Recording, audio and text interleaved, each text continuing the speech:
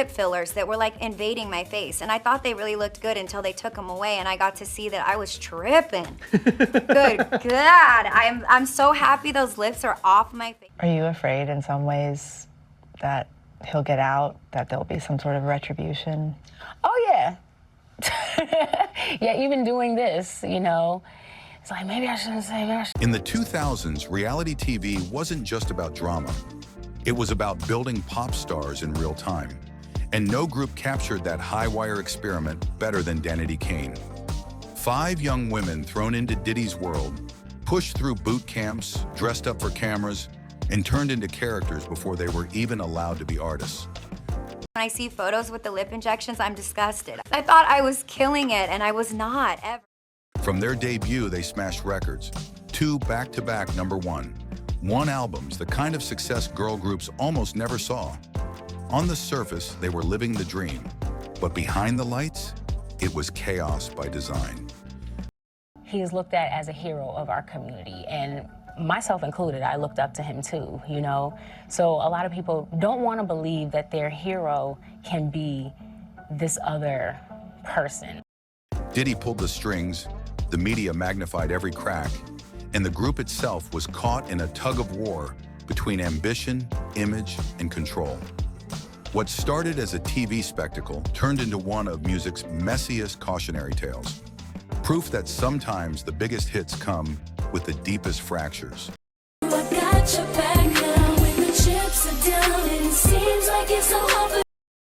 From the very beginning, chaos was the point. On Making the Band 3, Diddy wasn't just building a girl group, he was running a reality show obstacle course. Dawn, Aubrey, Shannon, Andrea, and D Woods were crammed into a loft that felt more like a pressure cooker than a home. Every slip-up, every argument, every late-night meltdown got chopped up for TV, turning what should have been a messy but private journey into a spectacle for millions. Diddy knew exactly what he was doing. Keep them competing, keep them on edge, and the ratings would take care of themselves. The show painted each girl with a label: fan favorite, troublemaker, teacher's pet, even when those roles didn't really match who they were off camera. Still, the formula worked. Their first album shot straight to the top of the charts, and the second did the same, making them the first girl group ever to pull that off. On the outside, it looked like a dream run, but behind all the glitter, it was rough. Members later described the environment as toxic, even predatory. They were body shamed, yelled at, and pushed through exhausting schedules with barely any rest. The rehearsals weren't just rehearsals, they were survival drills.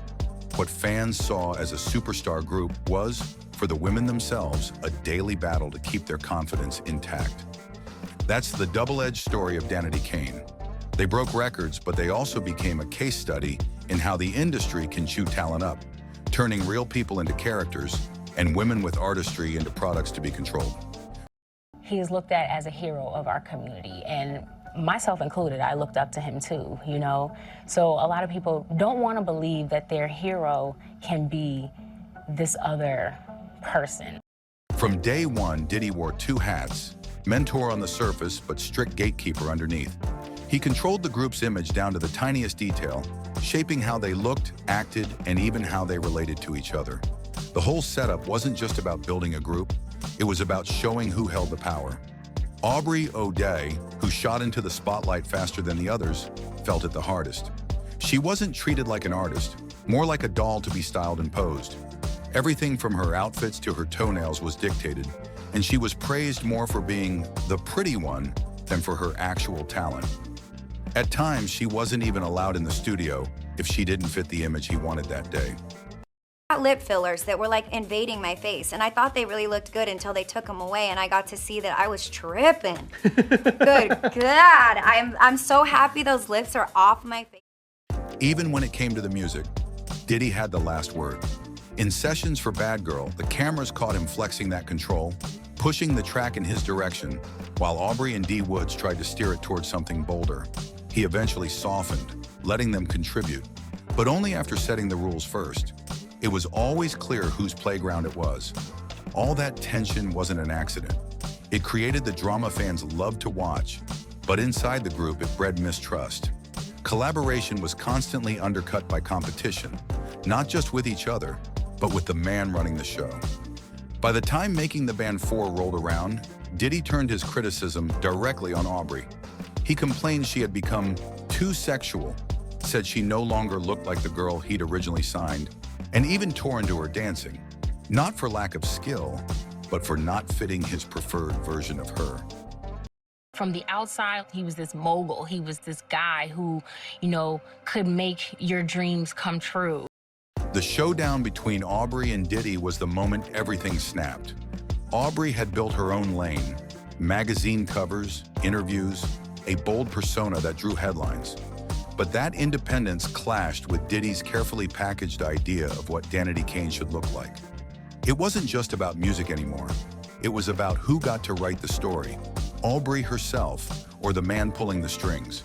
The breaking point came during the Making the Band 4 live finale. In front of the cameras, Diddy dropped the hammer, firing Aubrey and D Woods right there on stage. His line was cold. Aubrey wasn't the girl he signed anymore. Fame had changed her. The audience gasped, the group looked stunned, and the whole thing played out like primetime theater. Aubrey, never one to shrink, shot back in real time. She basically told the world she'd rather be hated for being herself than loved for pretending. It was raw, rebellious, and heartbreaking all at once. D Woods, meanwhile, seemed more like collateral damage. Insiders whispered that she got pushed out for being too close to Aubrey's side of the fight. Tangled in the mess of loyalty wars and Diddy's obsession with control. Are you afraid in some ways that he'll get out, that there'll be some sort of retribution? Oh, yeah. Yeah, even doing this, it's like, maybe I shouldn't say, maybe I should. On the flip side was Dawn Richard, who often seemed to sit in Diddy's good graces.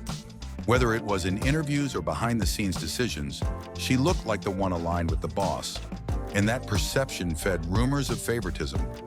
Fans debated it, and inside the group, it only stirred more tension. When things fell apart later and she got locked out of the band's social accounts, Dawn apologized directly to fans, but made it clear she wouldn't be walked over. The press cast her as the calm counterbalance to Aubrey's fire. Less loud, but no less strong.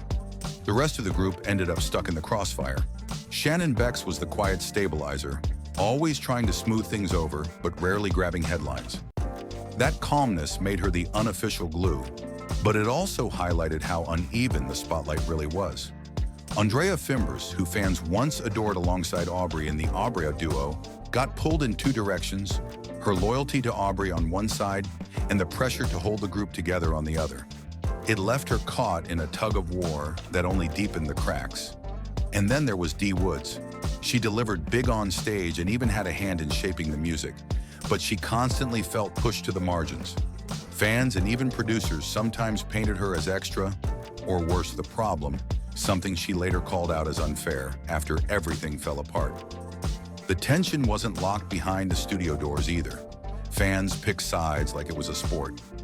Message boards and entertainment blogs were split between those who defended Aubrey's defiance and those who backed Dawn's restraint. What should have been a united fan base turned into a debate stage, with every move from the group fueling more arguments. The press only made it louder. Bet amplified Dawn's frustration after being locked out of the group's accounts. E! Online claimed a backstage fight set off the final breakup. Hello Beautiful leaned into rumors of Aubrey and Dawn throwing punches. Each outlet sharpened the drama into characters. Aubrey as the rebel, Dawn as the polished one, Shannon the peacemaker, Andrea the conflicted friend, and D Woods the outsider. By the end, Danity Kane had been transformed. They weren't just a girl group anymore. They were treated like a live-action soap opera. The industry and media built them up, then tore them apart, not through their music, but by turning their personal clashes into primetime entertainment.